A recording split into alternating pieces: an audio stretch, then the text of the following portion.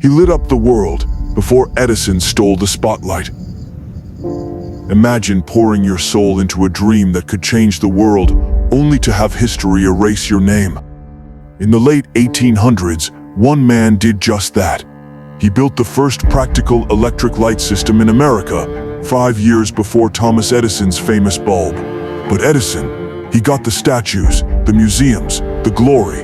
This is the untold story of Charles F. Brush, the forgotten inventor who outsmarted the Wizard of Menlo Park and paid the ultimate price.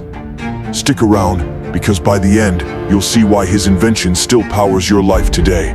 If you love stories of hidden geniuses fighting the odds, smash that like button now and subscribe for more. Let's dive in.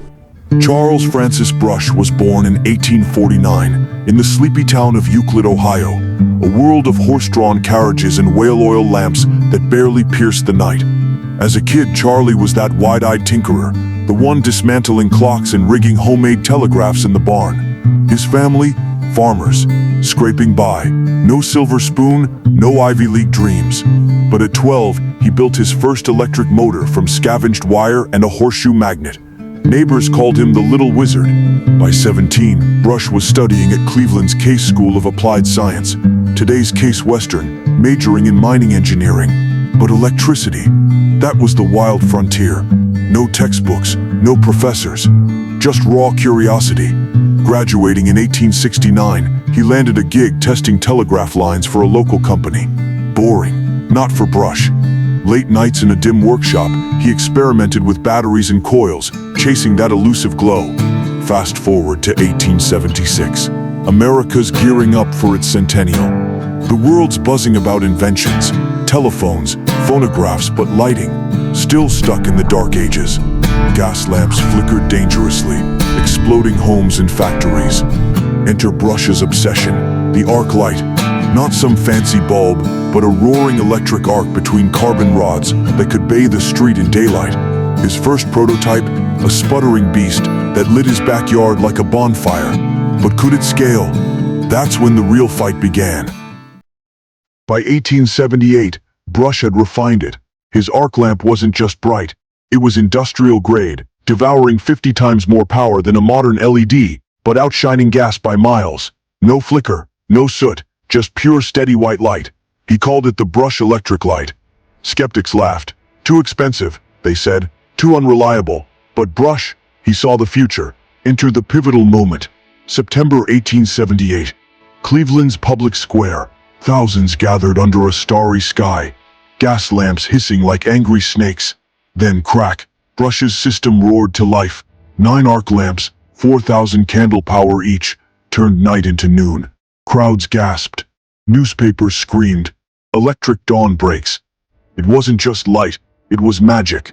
Orders flooded in, from banks, theaters, even the US Capitol. Brush's company boomed, installing systems in Philly, San Francisco, London. By 1880, his lights illuminated the first electric street in America, Euclid Avenue, dubbed Millionaire's Row. Edison, watching from afar, fumed. The man who claimed to invent the light bulb was still tinkering with filaments that burned out in hours. Brush's arcs, they ran for days. Edison called them monsters, too harsh for homes. But deep down he knew Brush had beaten him to the punch, and that's when the shadows lengthened. Here's the twist you didn't see coming. Edison didn't just compete, he copied, quietly. While Brush scaled factories, Edison poached engineers, studied arc tech, and pivoted to his subdivision of light, tiny incandescent bulbs for every parlor. But the real knife? Patents. Brush held 13 on arc lighting, ironclad. Edison? He filed hundreds, burying rivals in lawsuits. By 1881, the war of currents ignited. Not just AC versus DC, but arc versus filament. Brush backed direct current, like Edison. But Westinghouse entered with AC, cheaper to transmit. Brush's system, guzzling power, couldn't compete long distance. Installations stalled. Investors bailed. Edison, ever the showman, dazzled with Pearl Street Station in 1882. America's first central power plant. Brush's Cleveland plant, overshadowed. Worse, rumors swirled. Edison's camp spread whispers, Brush's lights explode. Never true, but fear sells. An 1883 fire in New York, blamed on arcs, though it was faulty wiring. Brush fought back, testifying in Congress, but the damage stuck. His health crumbled. Stress, overwork.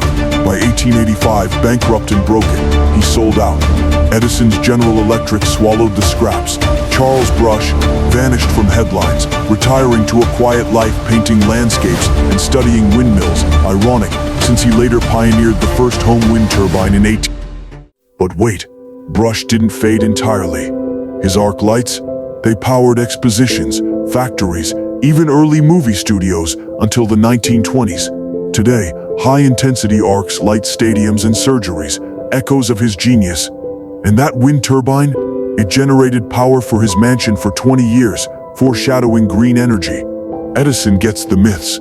Brush gets the quiet revolutions. What's the lesson? Innovation isn't always loud. Sometimes it's the steady glow in the storm. Charles Brush reminds us, true creators build for the world, not the spotlight. If this story fired you up, drop a comment. Who's your favorite forgotten inventor? Next week, the woman who coded the space race before computers existed. Subscribe and hit the bell, you won't want to miss it. Thanks for watching. If you're grinding on your own invention, big or small, know this, persistence outshines fame. Like, share, and subscribe to DIA Creator for more untold stories that spark your fire. See you in the next glow up.